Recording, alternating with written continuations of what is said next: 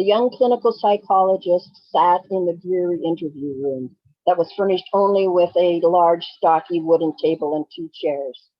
The room was more like a cage with iron bars on four sides. The next interviewee was a death row inmate, and this burly, gruff, convicted murderer was brought in wearing leg irons and handcuffs and plopped into the chair opposite. The interview began. There was a guard outside the door. However, 20 minutes into the interview, there was a guard shift change. So for a few moments, there was no guard outside.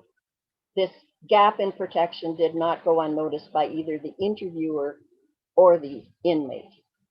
And this intimidating, scar-faced, heavily tattooed prisoner leaned over towards the timid and meek-looking psychologist and said, "I'm not answering any more of your fucking questions.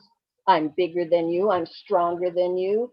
Hell, I'm even better looking than you. If I take a mind to it, I could pick you up and squeeze your head through those bars." The novice psychologist was scared.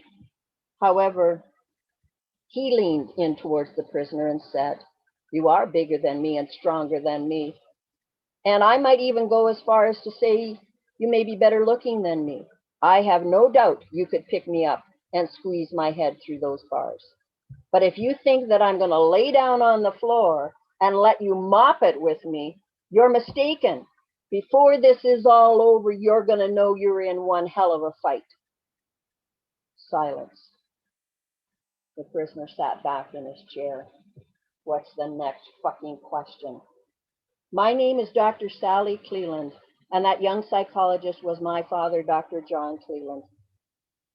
Dad taught his life lessons through story, and this is the lesson on the quiet confidence of self-esteem.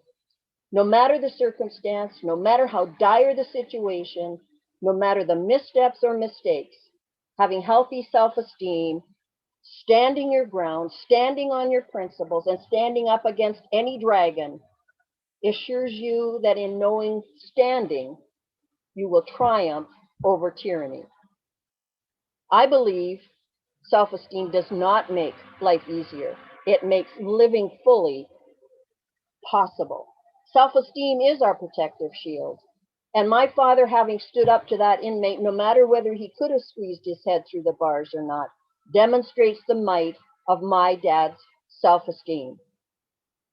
No matter what, stand strong, quietly confident that you're ready for anything. Any friggin' questions?